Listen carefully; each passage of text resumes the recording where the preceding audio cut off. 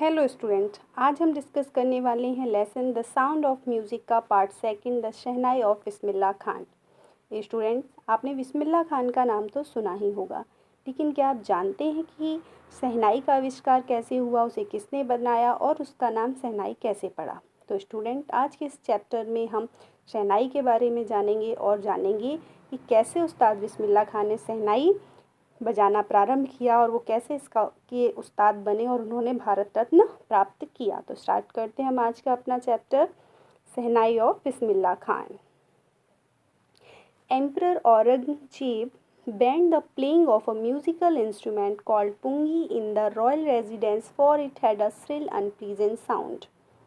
Emperor यानी कि शासक या राजा औरंगजेब ने म्यूज़िकल इंस्ट्रूमेंट था एक जिसका नाम था पुंगी, उसको अपने दरबार में बजवाना बंद कर दिया, उस पर बैन लगा दिया, क्योंकि उसकी जो आवाज़ थी वो बहुत ही श्रिल और अनप्लीजेंट यानी कि बहुत ही तीखी और कर्कश थी, जो कि अच्छी नहीं लगती थी। ऐसी आवाज़ की वजह से उन्होंने पुंगी पर बैन लगवा दिया। Pungi became the generic name for radio noise makers. और पुंगी जो था वो एक जेनरिक नेम, मतलब जैसे लोग कहावत में उसको बोलने लगे कि क्या तुम पुंगी बजा रहे हो, ऐसे लोगों के लिए जो लोग बहुत शोर शराबा करते थे, तो उनके लिए कि अपनी पुंगी बंद करो, ऐसा उसका पड़ गया। Few had thought that it would one day B revived. और लेकिन कुछ लोग सोचते थे कि एक दिन इसमें सुधार होगा और ये एक दिन पुंगी जो है वो रिवाइव यानी कि वापस आएगी। अ barber of a family of professional musicians who had access to the royal palaces decided to improve the tonal quality of the pungi। और फिर क्या हुआ कि एक बार्बर, एक नाई था जो कि एक प्रोफेशनल म्यूजिशियंस यानी कि जिसके परिवार के लोग म्यूजिशियंस थे, ऐसी फैमिली को बिलोंग करता था, और उसकी जो पहुंच थी, एक्सेस था जो उसका, वो रॉयल पैलेस यानी कि शाही महल तक था। तो उसने ये डिसाइड किया कि वह पुंगी की जो टोनल क्वालिटी है उसको सुधारेगा। He chose a pipe with a natural hollow stem that was longer and broader than the pungi and made 7 holes on the body of the pipe।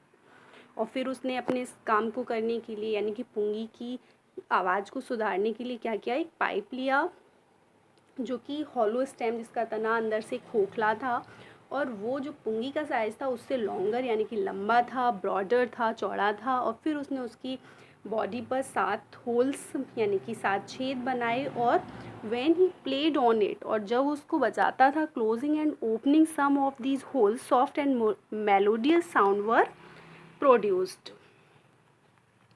और जब उसको वो बजाता था, और कैसे बजाता था, उसकी जो छेद थे उनमें से किसी को बंद करता था, खोलता था, और फिर क्या होता था, एक बहुत ही मेलोडियस यानी कि बहुत ही मीठा सुरीला संगीत आवाज़ जो थी वो उत्पन्न होती थी। He played the instrument before royalty and everyone was impressed. फिर उसने क्या किया, जब उसकी वो पुंगी बन के तैयार हो गई तो उसने उसको जो रॉयल्टी यानी कि जो महल के लोग थे उनके सामने उसको बजाया, और सब लोग उससे बहुत ज़्यादा प्रभावित हुए। The instrument so different from the pungi had to be given a new name. और लेकिन जैसे उसने तो डिसाइड किया था कि वो पुंगी को सुधार करेगा, लेकिन जब उसने उसको बनाया तो वो एक बहुत ही डिफरेंट, अलग तरीके का एक इंस्ट्रूमेंट बन गया जिसको अब एक नया नाम देना था। And as the story goes, since it was first played in the Shah's chamber and was played by a nai, the instrument was named the शहनाई। और जैसा कि बताया जाता है कहानी में कि ये जो इंस्ट्रूमेंट था, ये जो यंत्र था, इसको सबसे पहले शाह के चैम्बर में, दरबार में बजाया गया था, और एक नाई ने इसको बजाया था, इसलिए शाह का शाह लेकर और नाई का नाई लेकर इसका नाम जो था वो शहनाई पड़ा। तो अभी आपको पता चल गया कि इसका नाम शहनाई कैसे पड़ा। और अभी आप इसको पिक्चर में देख सकते हैं, पुंगी और शहनाई दोनों की पिक्चर दी हुई है कि देख लीजिए इनमें क्या डिफरेंस है। पुंगी कुछ इस तरह जैसे अभी बीन होती है उस तरीके की कुछ दिख रही है, और ये शहनाई है। तो आगे देखते हैं। The sound of the shehnai begin to be considered auspicious, and for this reason it is still played in temples and is an indispensable component of any North Indian wedding। और जो इसकी शहनाई की जो आवाज़ थी, धुन थी, उसको बहुत ही ज़्यादा ऑस्पिशियस यानी कि पवित्र माना जाने लगा। और इसकी इस रीज़न की वजह से, क्योंकि इसकी धुन बहुत पवित्र मानी जाती थी, इसको टेम्पल्स यानी कि मंदिरों में बजाया जाता था। और ये नॉर्थ इंडियन यानी कि जो नॉर्थ इंडिया में कोई भी शादी होती थी उसके लिए भी एक उसका एक अनिवार्य भाग बन गया था कि मतलब वेडिंग में शहनाई तो बजनी ही थी। इन द पास्ट, पुराने समय में, the shehnai was part of the naubat or traditional ensembles of 9 instrument found at royal courts. और पुराने समय में जो शहनाई थी वो है नौबत का एक पार्ट थी। और अब ये नौबत क्या है, ये ट्रेडिशनल असेंबल्स यानी कि पारंपरिक 9 जो इंस्ट्रूमेंट थे जो राजा के दरबार में बजाए जाते थे उनमें से एक थी ये।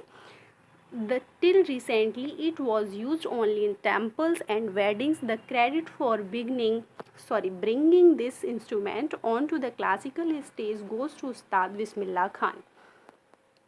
और उस समय तक यानी कि बिस्मिल्लाह खान से पहले का जो समय था उस समय तक ये जो शहनाई थी इसको सिर्फ मंदिरों में और शादियों में बजाया जाता था। इसको एक क्लासिकल स्टेज पर, मंच पर बजाने का जो क्रेडिट है, उसका श्रेय है, वो उस्ताद बिस्मिल्लाह खान को जाता है। As a 5-year-old, Bismillah Khan played gilli danda near a pond in the ancient state of Dumrao in Bihar. He would regularly go to the nearby Bihariji temple to sing the Bhojpuri Chaita, at the end of which he would earn a big laddu weighing 1.25 kg, a prize given by the local Maharaja.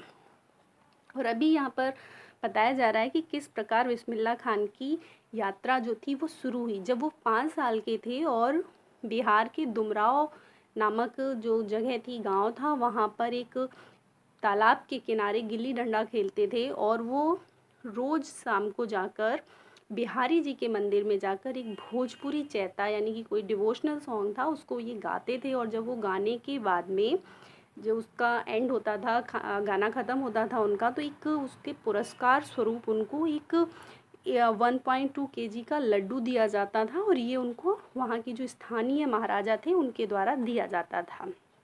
This happened 80 years ago and the little boy had traveled far, so earned the highest civilian award in India, the Bharat Ratna. और उस लड़के की जो यात्रा जो यहाँ से शुरू हुई कि एक मंदिर में गाना गाने पर उसको पुरस्कार स्वरूप एक लड्डू मिलता था, उसने अपनी इस यात्रा को कहाँ पर पहुँचाया, ये 80 साल पहले की बात है।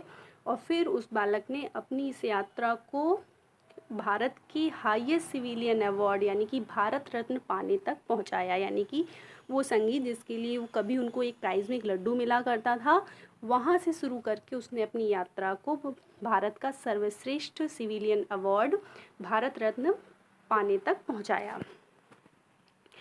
Born on 21st March 1916, Bismillah belongs to a well-known family of musicians from Bihar. His grandfather Rasool Baks Khan was the Sehnai Nawaz of the Bhojpur King's court. His father Paigambar Baks and other paternal ancestors were also great Sehnai players. अभी इनके जन्म के बारे में बताया जा रहा है कि बिस्मिल्लाह खान का जन्म 21 मार्च 1916 में एक बहुत ही जाने माने परिवार जो कि म्यूजिशियन संगीतज्ञों के परिवार में हुआ था, जो कि बिहार से था।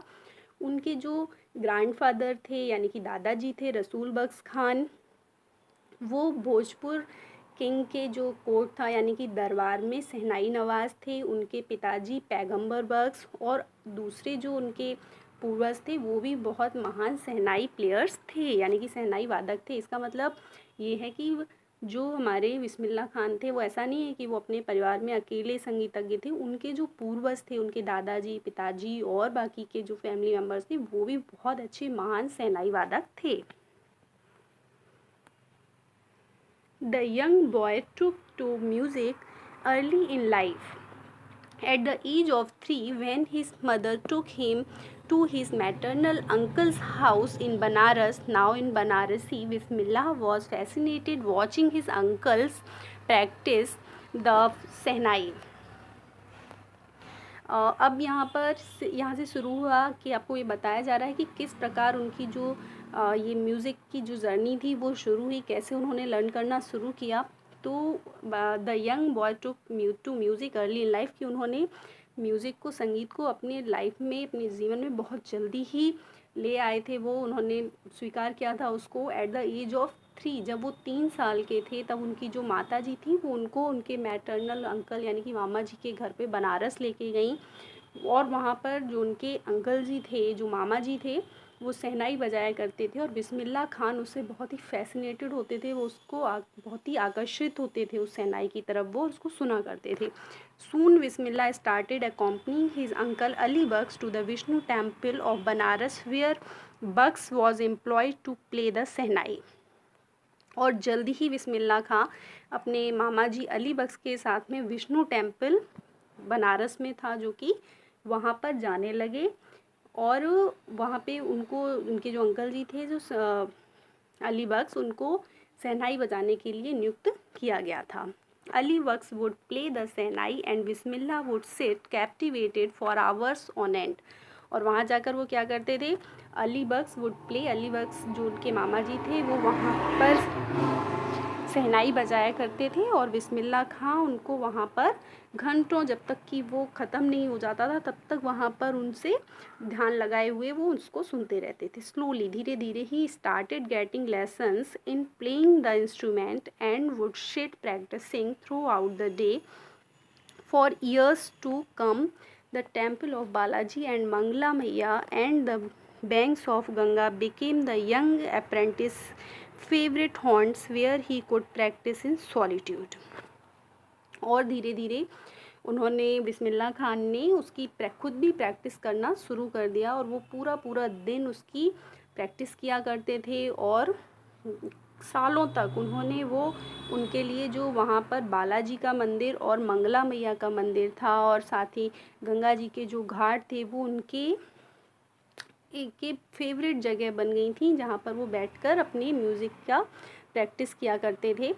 और जो flowing water of the Ganga inspired him to improvise and invent ragas that were earlier considered to be beyond the range of the shehnai. और जो बहता हुआ पानी था गंगा जी का वो उनको इंस्पायर करता था, वो और भी अच्छे अच्छे राग उस पर बजाने के लिए उन्होंने बहुत सारे राग को इन्वेंट किया। ऐसे राग उन्होंने बजाने शुरू किए शहनाई पर जो उस समय शहनाई की रेंज के बियॉन्ड यानी कि उससे परे माने जाते थे कि वो शहनाई पर नहीं बजाए जा सकते, ऐसे राग भी उन्होंने शहनाई पर बजाए। At the age of 14, Bismillah accompanied his uncle to the Allahabad Music Conference. At the end of his recital, Ustad Fayaz Khan patted the young boy's back and said, "Work hard and you shall make it." With the opening of All India Radio in Lucknow in 1938 came Bismillah's big break. He soon became an often heard Senai player on radio. अभी क्या हुआ, जब वो 14 वर्ष थे बिस्मिल्लाह खां अपने जो मामा जी थे उनके साथ में इलाहाबाद में एक म्यूज़िक कॉन्फ्रेंस में गए जहाँ पर उन्होंने अपना परफॉर्मेंस दी अपनी, और उनकी परफॉर्मेंस के बाद में उस्ताद फैज़ खान वहाँ पर उपस्थित थे। उन्होंने उनकी पीठ को थपथपाया और कहा कि मेहनत करो, वर्क हार्ड, और तुम ये कर सकते हो। और जब 1938 में ऑल इंडिया रेडियो की शुरुआत हुई तब बिस्मिल्लाह खां को अपना पहला बड़ा ब्रेक मिला और फिर वो जल्द ही फेमस हो गए, यानी कि रेडियो पर उनको मतलब अक्सर सुने जाने वाले शहनाई वादक बन गए, यानी कि लोग उनको अब रेडियो पर भी सुनते थे। When India gained independence on 15 August 1947, Bismillah Khan became the first Indian to greet the nation with his Senai. He poured his heart out into Rag Kafi from the Red Fort on an audience which included Mahatma Gandhi and Pandit Jawaharlal Nehru, who later gave his famous Tryst with Destiny speech. और जब 15 अगस्त 1947 को भारत को आज़ादी मिली तो बिस्मिल्लाह खान प्रथम भारतीय थे जिन्होंने उस स्वतंत्रता का या उस स्वतंत्र राष्ट्र का स्वागत किया अपनी शहनाई से, और उन्होंने अपने पूरे हृदय से वहाँ पर राग काफ़ी बजाया रेड फोर्ट से यानी कि लाल किले से, जिसकी जो ऑडियंस थी यानी कि जो श्रोतागण थे उनमें बहुत बड़ी बड़ी हस्तियाँ शामिल थीं जैसे महात्मा गांधी, पंडित जवाहरलाल नेहरू, जिन्होंने बाद में वहाँ पर ट्राइस्ट विद डेस्टिनी नामक स्पीच भी दी। Bismillah Khan has given many memorable performances both in India and abroad. His first trip abroad was to Afghanistan, where King Zahir Shah was so taken in by the maestro that he gifted him priceless Persian carpets and other souvenirs. और क्या हुआ, बिस्मिल्लाह खान ने बहुत ही यादगार performances दी हैं, कहाँ India में भी और इंडिया के बाहर एब्रॉड में भी दी हैं, यानी कि विदेशों में भी दी हैं। और पहली जो उनकी विदेश यात्रा थी अपने म्यूज़िक के संदर्भ में, वो थी अफ़गानिस्तान की, जहाँ पर के राजा किंग ज़हीर ने बहुत ही ज़्यादा वो उनसे प्रभावित हुए थे और उन्होंने उनकी परफॉर्मेंसेस के लिए उन्हें प्राइज़लेस यानी कि बहुमूल्य या अमूल्य कह सकते हैं पर्शियन कारपेट्स यानी कि जो वो कालीन वगैरह होती हैं वो दी, और अदर सोवनाइट्स यानी कि जो प्रतीक चिन्ह होते हैं याद के लिए, स्मृति चिन्ह जिन्हें कहते हैं, वो दिए। The king of Afghanistan was not the only one to be fascinated with Bismillah's music. Film director Vijay Bhatt was so impressed after hearing Bismillah play at a festival that he named a film after the instrument called गूंज उठी सहनाई। और ये जो king थे जहीर शाह, यही एक अकेले नहीं थे जो कि उनसे इतने ज़्यादा प्रभावित हुए थे, बल्कि इन इंडिया जो फिल्म डायरेक्टर थे फिल्म विजय भट्ट, वो भी उनसे बहुत ज़्यादा इम्प्रेस हुए थे, प्रभावित हुए थे। उनको एक फेस्टिवल में जो उन्होंने बिस्मिल्लाह ने सहनाई बजाई थी उसको सुनकर कि उन्होंने उसके बाद में एक फ़िल्म बनाई और जिसका नाम उन्होंने उनके उस इंस्ट्रूमेंट के नाम पर गूंज उठी सहनाई रखा। The film was a hit and one of the Bismillah Khan's composition दिल का खिलौना है टूट गया turned out to be a nationwide chart buster। और ये जो फिल्म थी, जो मूवी बनी थी सहनाई के ऊपर, ये बहुत हिट साबित हुई। और इसमें एक जो बिस्मिल्लाह खान ने जो एक म्यूज़िक कंपोज किया था, संगीत दिल का खिलौना है टूट गया, वो भी एक बहुत ही हिट गाना हुआ। लेकिन इस जो इतनी सक्सेस इसको मिली उसके बावजूद भी बिस्मिल्लाह खान ने बहुत ज़्यादा फिल्मों में काम नहीं किया, वो सिर्फ 2 ही तक सीमित रहे। एक ये विक्रम विजय भट्ट की गूंज उठी सहनाई एंड विक्रम श्रीनिवास की कन्नड़ा वेंचर सांधी अपन्ना। बस इन्हीं 2 मूवीज़ में इन्होंने अपना म्यूज़िक दिया। और उसके लिए उन्होंने क्या कहा, I just can't come to term with the artificiality and glamour of the film word, he says with emphasis.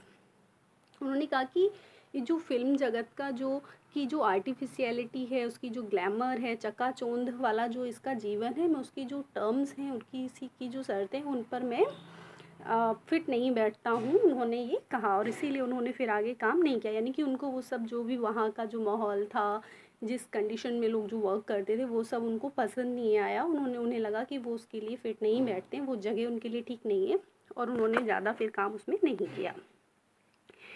Award and recognition came thick and fast. Bismillah Khan became the first Indian to be invited to perform at the prestigious Lincoln Center Hall in the United States of America. He also took part in the World Exposition in Montreal, in the Cannes Art Festival, and in the Osaka Trade Fair. So well known did he become internationally that an auditorium in Tehran was named after him, Tahir मौसकी उस्ताद बिस्मिल्लाह खान। और वो इतने बहुत जल्दी उनको फिर प्रसिद्धि और जो अवार्ड्स थे उनको मिल रहे थे, प्रसिद्धि मिल रही थी बहुत जल्दी। और बिस्मिल्लाह खान जो थे वो पहले भारतीय बने जिनको प्रेस्टिजियस लिंकन सेंटर हॉल में परफॉर्मेंस के लिए बुलाया गया, जो कि यूनाइटेड स्टेट ऑफ अमेरिका में स्थित है। उन्होंने साथ ही वर्ल्ड एक्सपोजिशन मॉन्ट्रियल में उन्होंने पार्टिसिपेट किया, कैनन्स के आर्ट फेस्टिवल में किया, ओसाका ट्रेड फेयर में किया। और वो इतने ज़्यादा इंटरनेशनली यानी कि अंतर्राष्ट्रीय स्तर पर फेमस हुए कि तेहरान में एक ऑडिटोरियम बनाया गया जिसका नाम उन्हीं के नाम पर ताहर मौसकी उस्ताद बिस्मिल्लाह खान रखा गया। National award like Padma Shri, the Padma Bhushan and the Padma Vibhushan were conferred on him. और उनको राष्ट्रीय जो पुरस्कार थे पद्मश्री, पद्म भूषण, पद्म विभूषण भी दिए गए। In 2001 Ustad Bismillah Khan was awarded India's highest civilian award, the Bharat Ratna, with the coveted award resting on his chest and his eyes glittering with rare happiness. He said, All I would like to say is teach your children music. This is Hindustan's richest tradition. Even the West is now coming to learn our music. और जब 2001 में उस्ताद बिस्मिल्लाह खां को भारत का सबसे highest उच्च civilian award दिया गया, भारत रत्न, तो उन्होंने बहुत ही खुशी के साथ अपनी जो उनकी आँखों में थी, वो जो खुशी जो थी उनकी आँखों में, वो भरते हुए बहुत खुश होकर उन्होंने कहा कि जो मैं कहना चाहता हूँ वो बस ये है कि अपने भारतीयों से कि अपने जो बच्चे हैं उनको आप संगीत की शिक्षा दें। यह हमारे भारत की, हमारे हिंदुस्तान की सबसे धनी परंपरा है, विरासत है। और अब तो क्या, west is now coming to learn our music, और जो पश्चिमी देश हैं वहाँ के लोग भी हमारा संगीत सीखने आ रहे हैं। In spite of having travelled all over the world, Khan Saab, as he is fondly called, is exceedingly fond of Banaras and Dumrao, and they remain for him the most wonderful town of the world. और जबकि वो बहुत पूरे world में उन्होंने यात्राएं की थी, बहुत कई सारी जगहों पर वो गए थे, लेकिन फिर भी वो बहुत ही प्रसन्नतापूर्वक ही कहते थे, बहुत ही खुशी से इस बात को एक्सेप्ट करते थे कि जो बनारस और दुमराव हैं वो उनके लिए हमेशा वंडरफुल यानी कि अद्भुत जगह रहेंगी संसार में, यानी कि पूरे संसार में उनको सबसे ज़्यादा बनारस और दुमराव पसंद थे। A student of his once wanted him to head a Senai school in the USA, and the student promised to recreate the atmosphere of Banaras by replicating the temples there. और एक बार बताया जाता है कि एक स्टूडेंट उनका एक छात्र था जो कि बाहर से था, विदेशी था, वो ये चाहता था और उसने उनसे कहा बिस्मिल्लाह खान से कि आप यूएसए में एक जो शहनाई स्कूल है उसके हेड बन जाइए। और उस स्टूडेंट ने उनको प्रॉमिस किया कि वो बिल्कुल, क्योंकि उनको बनारस पसंद था, तो बनारस जैसा एटमॉस्फेयर वो बना देगा। वो कैसे बनवाएगा, वहाँ पे रिप्लिकेटिंग द टेम्पल्स, जो बनारस में जो मंदिर हैं वैसे ही मंदिर बनवा देगा, वैसे ही एटमॉस्फेयर क्रिएट कर देगा, बस वो वहाँ पर यूएसए में एक शहनाई स्कूल के हेड बन जाए। बट खान साहब asked him if he would be able to transport river Ganga as well. Later he is remembered to have said, that is why whenever I am in foreign country, I keep yearning to see Hindustan. While in Mumbai, I think of only Banaras and the only Ganga, and while in Banaras, I miss the unique mutt of Dumrao. क्या हुआ, लेकिन उन्होंने क्या answer किया, बिस्मिल्लाह खान ने उससे पूछा कि क्या तुम, ठीक है, तुम वो एटमॉस्फेयर वहाँ बना दोगे, मंदिर बनवा दोगे, कि लेकिन क्या तुम गंगा नदी जो है, जो बनारस में बहती है, क्या उसको भी वैसे का वैसा वहाँ पर ट्रांसपोर्ट कर सकते हो। और फिर बाद में भी उनको ये कहने के लिए याद किया जाता है कि यही कारण है कि मैं जब भी फॉरेन कंट्री यानी कि किसी भी बाहर देश में होता हूँ तो मैं हमेशा अपने देश को याद करता हूँ, हिंदुस्तान को देखने के लिए तरसता रहता हूँ, मन्नतें करता हूँ। और जब मैं मुंबई में होता हूँ तब मैं सिर्फ बनारस और वहाँ की जो पवित्र गंगा है उसके बारे में सोचता हूँ, और जब मैं बनारस में होता हूँ तो मैं जो दुमराव के यूनिक मठ हैं मैं उनको याद करता हूँ। Ustad Bismillah Khan's life is a perfect example of the rich cultural heritage of India, one that effortlessly accepts that a devout Muslim like him can very naturally play the Sehnai every morning at the Kasi Vishwanath temple. उस्ताद बिस्मिल्लाह खान का जो जीवन है वो एक ही perfect उदाहरण है हमारे जो देश का की धनी सांस्कृतिक विरासत है उसका। और कोई भी व्यक्ति कितनी आसानी से इस बात को एक्सेप्ट कर लेता है कि कैसे एक डिवोट मुस्लिम जो है, एक पक्का मुसलमान, कितनी एक नेचुरल प्राकृतिक रूप से वहाँ पर जाकर एक हिंदू मंदिर में हर सुबह जाकर, जैसे काशी विश्वनाथ टेम्पल में जाकर शहनाई बजाया करता है। तो इस प्रकार हम देखते हैं कि सिर्फ बिस्मिल्लाह खां ही नहीं, उनके जो और भी पूर्वज थे वो भी, पहले उनके जो चाचा जी वगैरह थे, फिर बाद में उनके मामा जी, वो भी विष्णु टेम्पल में शहनाई बजाया करते थे। अब हमारे बिस्मिल्लाह खान काशी विश्वनाथ मंदिर में, विष्णु टेम्पल में, उन्होंने हिंदू मंदिरों में भी शहनाई बजाई है। और ये एक बहुत ही अच्छी शिक्षा देता है उनका जीवन कि किस प्रकार हम हिंदू मुस्लिम्स का जो चलता रहता है, विभिन्न धर्मों को लेकर लोग लड़ते रहते हैं, उसको पीछे छोड़कर हमें अपने देश के बारे में सोचना चाहिए।